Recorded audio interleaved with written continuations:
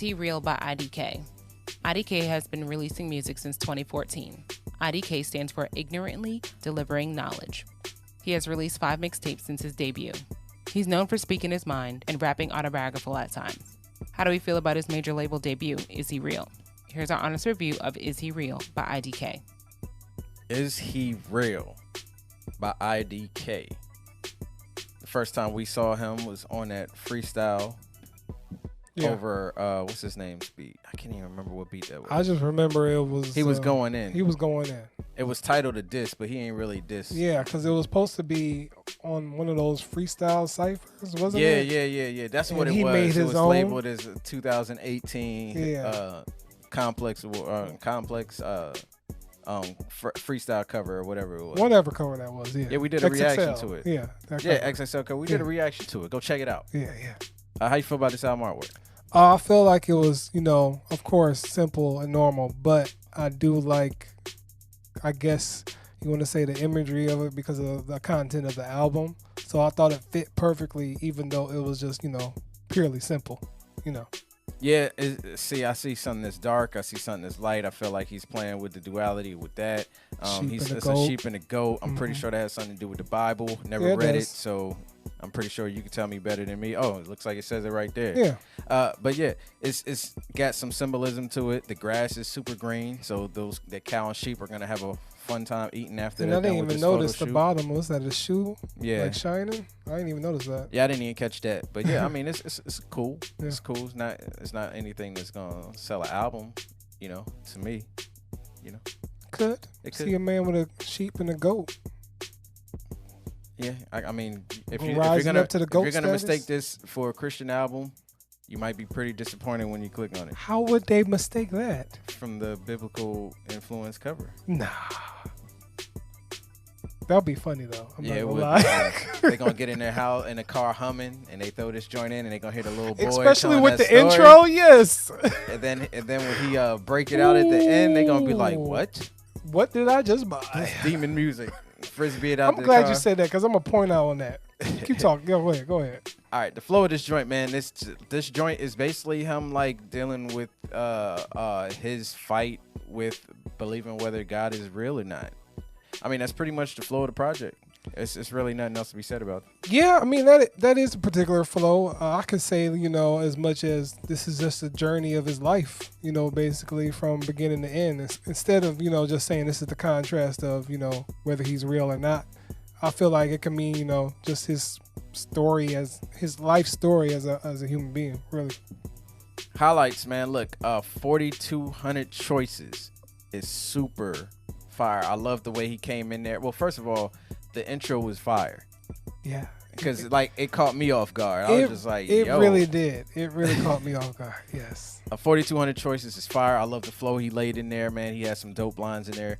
Alone, man, is kind of undeniable. I don't know how you could not like Alone. Super relatable. Super hot fire.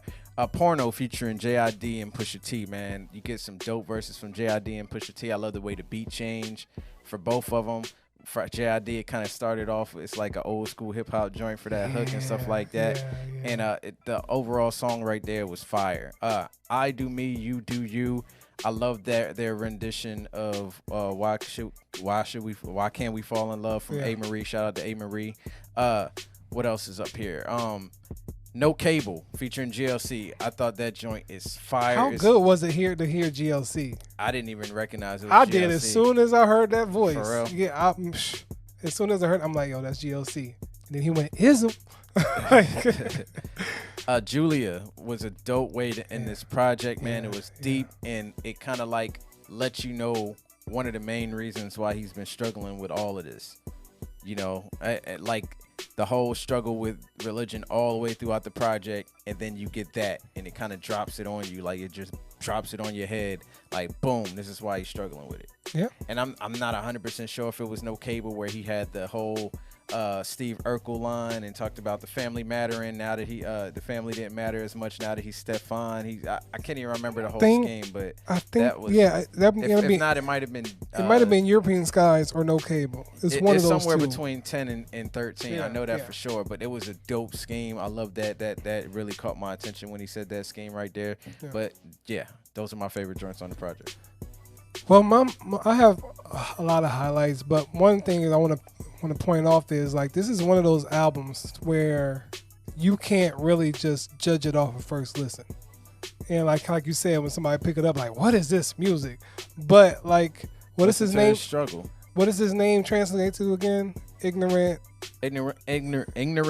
delivering knowledge. So I feel like that's like on purpose. Like this music sounds ignorant in some points on here, like for real. But he's spitting knowledge. He's spitting things that that he's discovered as his truth. He's spitting factual things, factual concepts, factual ideas. So this is one of those albums where it's just like you can't really judge it first listen without considering the questions that he's proposing. Especially the one that he proposes on the outro. Yeah.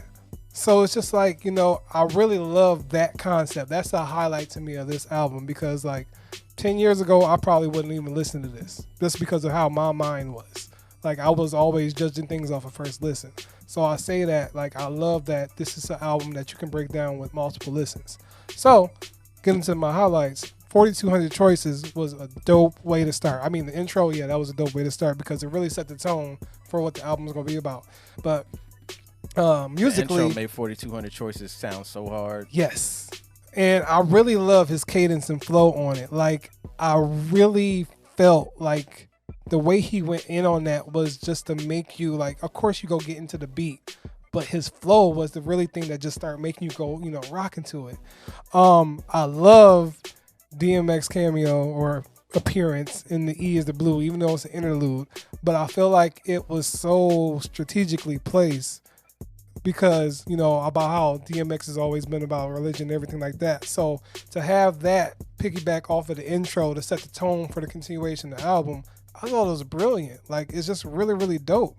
And I really like how the fact that, sometimes when you get these albums that don't have the features on it, I get annoyed. But I enjoyed it on this one because I felt like I was discovering something as I was listening. That was actually a skit from DMX, the convo from the intro, the prayer before the convo on his first album. I did not know that. I've only heard singles. That's it. But I thought that was dope. Alone, like you said, is undeniable. Like there's no reason not to like that song. Porno, I really love his cadence on that one as well. Like, and the beat switch ups were crazy. Pusha T's flow was really dope. And December, I thought was really it was like a dope switch up because the tone of the album kind of shifted there, but I really accepted it. Like, it was just really dope. That sampled a reggae song too. I'm trying to remember what song it was though. I had it in my head. I had looked it up too. Murder She Wrote. There you go. There you go. European Skies has to be my favorite track on the album just because of how honest it sounds, and just I love that whole bar he had about the white man, like how why do I feel like I gotta sound, what do you say, why do I feel like I gotta sound different? Why do I got to worry about how I approach a white man? Yeah, because he was just like, if I approach him like kind of like myself, it's gonna be a problem. But if I approach him with my white voice, he's gonna dap me up, and everything's all good. And he's just like, and no matter what, I can still, and if I make a wrong turn in the wrong neighborhood, I could get lynched. And I just like how today, that could be 20 years. Yes, and I love that. I love the fact because it's just like most people, like he said, most people not going to want to touch on these subjects because it's not a hit or whatever like that. So I really thought that was dope. No Cable, like, really picked up on it. Like, I guess, how people have such short attention spans and everything like that. So I thought that was really, really dope. Michael, What the Fuck, I guess you want to say that is. I thought that was dope because I guess it really goes into Julia because his stepfather that got his mom AIDS, which is a terrible and tragic story. But from a music and artist standpoint, I like how he constructed the song because just how he constructed it made me feel the pain of the story. It was already a horrible story, but just the way he constructed it was just beautifully written.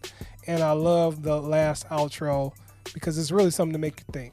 His really the whole analogy between red and blue and the colors and everything like that was really, really dope. So yeah, man, I know that was long, but I had to talk about it. Low lights, man. Look, man, I got a few. Digital, I was not feeling the hook, wasn't feeling the beat. I could do without both of those. I thought he killed it. Yeah. Like with the words. Like, I didn't feel like he came off lyrically weak on this project at all. I'd be pushing it to try to say he did. Yeah. But I do think he made a couple bad beat choices. Digital was one of them. I wasn't really a fan of the beat for 21. And then 24. 24. Yeah. And I thought the beat from Lily was okay. It wasn't horrible, but it was okay. If we could have got better beats on those three songs, I think we could be talking about a potential album of the year candidate. But I felt like something was missing from pushing it over the edge, and I felt like it was because like every time I came to those songs, I'm like, I'm gonna listen to it just because the bars is dope, but I'm not really feeling this beat. Like I'm not rocking with it. Yeah. That was my main lowlights, was the fact that 24, Lily, and Digital didn't really do it for me production-wise. I get that there's a crowd for that, and maybe, that's what he was catering to, and he still brought with the bars. So bad. But I wasn't feeling it. But I still loved his cadence and his flow that he chose to do on it. Even if I'm not a particular fan of that production, he did something to kind of make me enjoy it, which is what I appreciate. But when I think about all the other production on the album compared to those three, I wasn't really feeling it, Final thoughts. Look, man, I think IDK is ridiculous. He's a super dope artist. He has a lot of talent. You know what I'm saying? I think he's gonna be around for a long time. I hope he's around for a long time. He just reminds me of like those disruptors that we have in the industry, like Joe Buttons in the past, like Hobson. You know what I'm saying? They come in and they just like Eminem, that come in and just say that thing that's just gonna like make you really might rub you the wrong way, but if you actually don't take it that way and just sit and think about it for a second, it'll actually make you think about the way you think about things and maybe make you open your mind to certain situations. So artists that can do that, man, they have a special place in hip hop to me, and I think y'all should check this project out. It's got a lot of dope songs on it. Yeah, man, I feel like, in a sense, like IDK says the things that we are afraid to say, or some people may be afraid to say, or may have been thinking but haven't said it. So it's just like he's promoting proposing all these questions and thoughts that probably have went in all of our heads.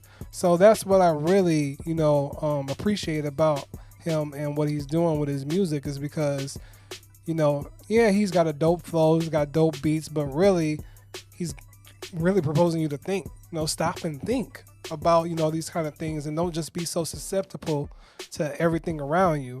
Because like you said, there's 4,200 choices.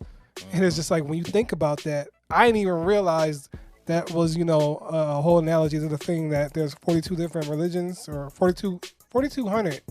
It said 4,200 different kind of religions in the world today. And I'm just like, yo, I didn't even know that. It's fucking wild. So it's just crazy. It's just something to make you think. And I think that is pretty dope that we have an artist like him not afraid to, talk about topics like these. Like, he's not the first to do it, but I appreciate their approach that he's taken to be, talking about stuff like this. So yeah, shout out. Final grade, man. Another easy one to grade. I like these easy ones to grade where I don't look like the bad guy when I'm talking about it. Check for IDK, man. Yeah. Special talent here. Dope tracks. I like anything that kind of like puts religion on a pedestal and just picks it apart from both. Make a discussion. Yeah. Makes it a angle from both sides. Yeah. You know what I'm saying? Like he said that the Bible makes masturbating and murdering equal. No, and then he had a dope bar behind it. But like he had that one. What did he say about? So you telling me it's crazy to think that Noah built the ark when we could tell us telling. He said, "What us? You telling us that Noah built the ark? It's like us telling the caveman we built robot bitches we can fuck." I had to stop and think for a minute. I was just like, bro, that's fucking wild.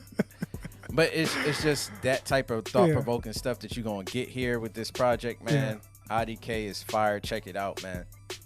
Oh, if you don't know already, I gave it a check. I mean, I feel like this right here may have been one of my most surprising projects of the year so far, in my opinion. Because I didn't know what to expect. Like you said, we reacted to his freestyle. And after that, I don't think I checked too much other than that. But this is like, one of my favorite albums just because of how surprising, the content was. So shout out to IDK, man. I'm really digging this, for real.